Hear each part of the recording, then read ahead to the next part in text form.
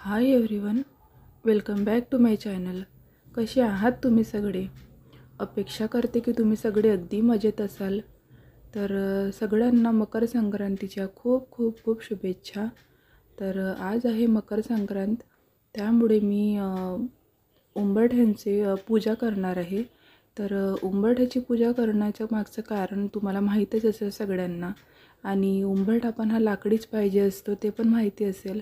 तर उंबरठ्याचं लेपनसाठी मी इथे चंदन, केसर आणि हळद आणि थोडं गोमूत्र घेऊन त्याचं एक छान असं लेपन तयार केलेलं आहे. आणि उंबरठ्याला आधी पुसून घेतलं, नंतर ते लावून घेते आणि त्यानंतर त्याची छान पूजा वगैरे करून घेणार. तर उंबरठ्याच्या दोन्ही कडेला आहे इथे लक्ष्मीचे पावलं लावले आहे. तर त्या पावलांची मी आधी पूजा करून घेते. लेपन वगैरे लावल्यानंतर हळद कुंकू आणि फुलं अक्षत वाहून वगैरे पूजा करून घेते. नंतर उंबरठ्यालासुद्धा 5 हळदीचे बोटं आणि 5 कुंकवाची बोटं लावायला पाहिजे. आणि त्यानंतर रांगोळी मी खाली घालत असते कधी, पण आज मी जास्त वेळ लावलेला नाही आहे, त्यामुळे मी उंबरठ्यावरच रांगोळी काढून घेणार आहे. तर उंबरठ्याची पूजा करण्याचं मागचं कारण काय असते की निगेटिव्ह एनर्जी वगैरे घरात येऊ नये. परत लक्ष्मीचा सगळ्या देवांचा तिथे वास असतो, त्यामुळे उंबरठ्याची पूजन ही सकाळीच करायला पाहिजे. तर मी सुद्धा इथे उठल्याबरोबरच सकाळी सगळं आवरून घेतल्यानंतर सुरुवात माझी मी इथे उंबरठ्याच्या पूजनपासूनच केलेली आहे. कारण कसं इथली पूजा झाली की नंतर बाकीचे कामं, बाकीच्या घरातली पूजा वगैरे करायची असं मला वाटते. त्यामुळे मी सगळ्यात पहिले माझं इथलंच पूजन करत असते. आणि सकाळी आज कसं संक्रांतीचा दिवस असल्यामुळे ना मुलांना खूप जास्त पतंग उडवण्याचा जास्त हे असतो. तर आम्ही सुद्धा गेला होता खाली पतंग उडवायला. आणि त्यानंतर त्याचं लुटपूट चालू होतं की त्याला घरात यायचं होतं परत मांजा घ्यायला. तर त्यासाठी मी इथे उंबरठ्याचं पूजन करत बसली होती, म्हणून तो मागेच बसला, कारण त्याला घरात येताच येत नव्हतं. तर सकाळीच छान असं आवरलं वगैरे आणि सकाळीच उठून तो पटकन गेला होता पतंग उडवायला. तर असते असं मुलांचं आणि खूप छान वाटत असते असं. जितकं जास्त वेळ ते खेळत राहतील तितकं कमीच ते मोबाईल पण बघतील आणि टी व्ही पण कमी बघतील. त्यामुळे जास्तीत जास्त त्यांना खेळू द्यायचं आणि एक छान असते त्यांच्या वाढीसाठी वगैरे, त्यांच्या याच्यासाठी टॅलेंटसाठी वगैरे चांगल्या असतात त्या गोष्टी, म्हणून त्यांना तसं करू द्यायला पाहिजे. तर असो. आणि बघा, उंबरठ्याची आपण जेव्हा पूजा करतो ना, तर त्यावेळी तिथे रांगोळी घालत असतो ना, तर त्या रांगोळीवरनं हळद कुंकू नक्की घालायचं. कारण रांगोळी ही कधी पण पांढरी घालायची नाही, त्यावर हळद कुंकू थोडं तरी टाकायचं. आणि त्यामुळे ना खूप छान दिसत पण असते, ते हळद कुंकू वगैरे टाकल्यानंतर खूप छान दिसत असते. त्यामुळे थोडं थोडं हळद कुंकू दोन्ही घालायचं, अगदी पांढरीशी टाकायचीच नाही.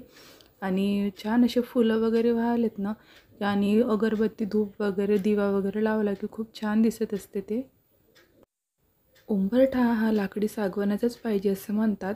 पण जर समजा तुमच्याकडे नसेल लाकडी उंबरठा आणि जर कडप्पा लावलेला असेल, तरीसुद्धा त्यावर तुम्ही छान असं स्वच्छ पुसून त्याला हळद गोमूत्राचं लेपन लावून घेऊ शकता. कारण मनात भावना असली नाही तर सगळं काही चांगलं होत असते. एक इच्छा असते आपली की आपल्याला हे करायचं आहे, तर इच्छेनुसारच सगळ्या इच्छे आणि भावनेनुसार होत असतात त्या सगळ्या गोष्टी. तर माझं असं होतं की मला उंबरठा हा लाकडीच पाहिजे होता. आणि मला तो कडप्पा जो होता ना, आम्ही त्यांना घर जेव्हा बुक केलं तेव्हापासूनच त्यांना लावूच दिलं नाही. म्हटलं आम्हाला तेच लावायचं आहे आणि मी तेच बसवून घेतलं. तर बरेच जणांना मी बघते की त्यांनी लाकडी नाही लावलं आहे तरीसुद्धा त्याच्यावरती लेपन वगैरे लावून पूजा करून घेऊ शकतात.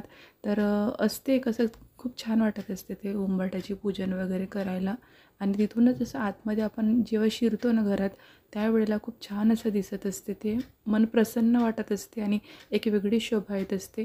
आणि सगळ्या देवांचा तिथे वास असतो, त्यामुळे खूप छान असते उंबरठ्याची पूजा करायची. तर नक्की करायला पाहिजे ते. आणि इथे बघा, उंबरठ्याची पूजन वगैरे झालेली आहे करून. त्यानंतर छान अशी धूप वगैरे लावून उंबरठ्याला पण असं ओवाळून घेतलं, नमस्कार वगैरे केला.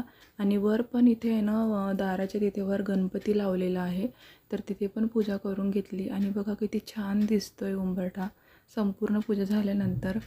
आणि आज ना संक्रांत आहे, त्यामुळे आमच्याकडे ना सकाळी खिचडी करत असतात आणि सोबत वालाच्या शेंगाची भाजी करत असतात. तर तेच चालू आहे इथे माझं. डाळ तांदूळ घेतले मी, मुगाची डाळ दोन्ही प्रकारची घेतली, छिलकेवाली आणि बिना छिलकेवाली, आणि थोडे तांदूळ असं मिक्स करून मी ते खिचडी करून घेणार आहे. तर प्रत्येकाकडे वेगवेगळं असते. तर आमचं जो साईड आहे राहण्याचा, त्या साईडला आम्हाला इकडे खिचडी आणि वालाच्या शेंगाचीच भाजी असते. त्यामुळे आपापल्याकडे जसं असते तसं त्याच्यानुसार लोक करत असतात. तर तसंच माझ्याकडे अशीच पद्धत आहे, त्यामुळे मी असं करते आहे. तर तुमच्याकडे तुमच्या भागात काय काय पद्धत आहे मला कमेंटमध्ये नक्की सांगा.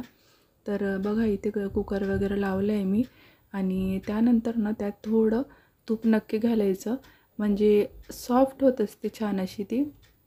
तर मी फोडणी वगैरे दिली नाही खिचडीला, डायरेक्ट प्लेन खिचडी करते इथे.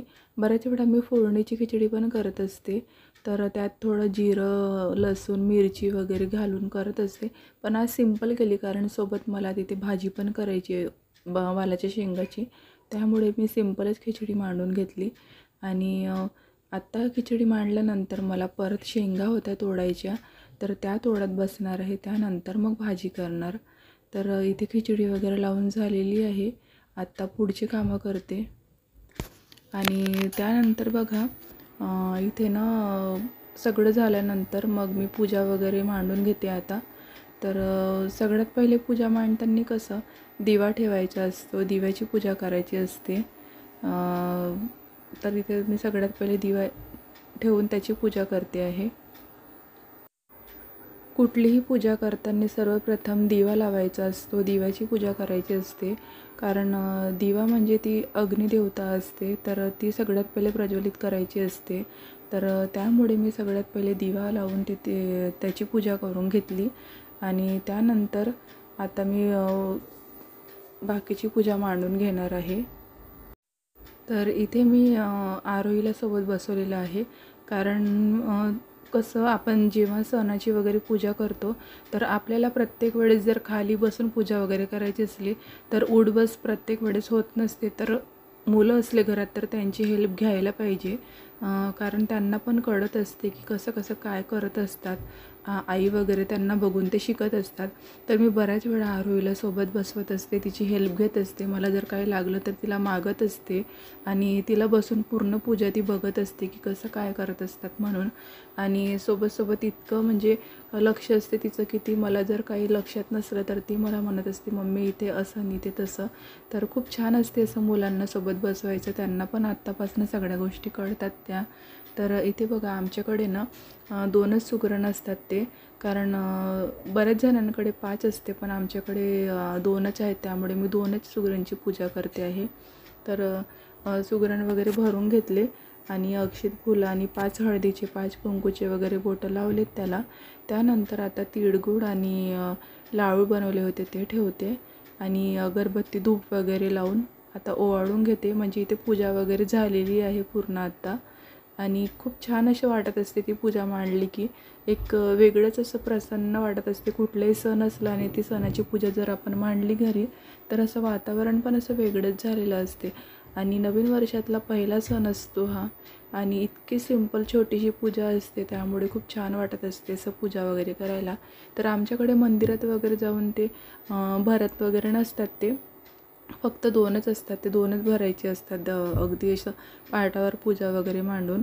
तर प्रत्येकांची वेगवेगळी पद्धत असते. कोणी मंदिरात जाऊन करतात, पण आमच्याकडे नाही आहे, आम्ही घरातच करत असतो असं. तर तुमच्या भागात तुम्ही कुठं राहता आणि कुठल्या कुठल्या भागात कशी कशी पद्धत आहे तुमच्याकडे, तर मला ते पण तुम्ही कमेंट्समध्ये सांगा, मला ऐकायला नक्की आवडणार ते. तर पूजा वगैरे झाली होती करून, तर पूजेपुरता मी थोडेसे लाडू सकाळी बांधून घेतलेले होते, आणि त्यानंतर मग आता जे राहिलेले होते सगळे ते आता मी बनवते आहे. कामं वगैरे सगळी आवरल्यानंतर. तर छान अशी तीळ थोडी लालसर तीळ आणली होती त्यांनी, तर छान होती, स्वच्छ होती अगदी. मला जास्त त्याला असं साफ वगैरे करायची गरज पडली नाही. थोडं बघितलं तर काहीच निघालं नाही त्यातून, अगदी स्वच्छ होती ती. तर मी काय केलं, भाजून घेतली. त्याला थंडी झाल्यानंतर ना सुरुवातीला फक्त मी मिक्सरमधून ते तीळच बारीक करून घेतली छान. त्यानंतर त्यात गूळ टाकून मिक्सरमधून फिरवून घेतलं आहे.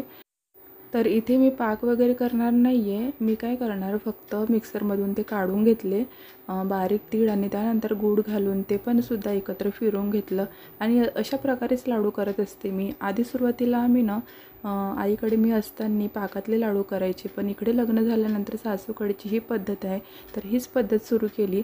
तर असो, जैसा देस वैसा भेस असं म्हणतात, त्याप्रमाणे आपल्याला राहावं लागते आणि आता मला सवय झालेली आहे तसं, त्यामुळे मी असेच करून घेत असते आणि लवकर पण होतात आणि टेस्टी पण लागतात. तुम्ही पण ट्राय करा एकदा नक्की, कमी वेळात होतात ते.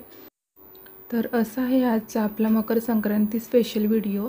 तर आवडला असल्यास लाईक करा, चॅनलवर नवीन असाल तर सबस्क्राईब करायला विसरू नका. भेटूयात आपण आपल्या नवीन अशा छान इंटरेस्टिंग व्हिडिओमध्ये. तेव्हापर्यंत सगळ्यांना बाय.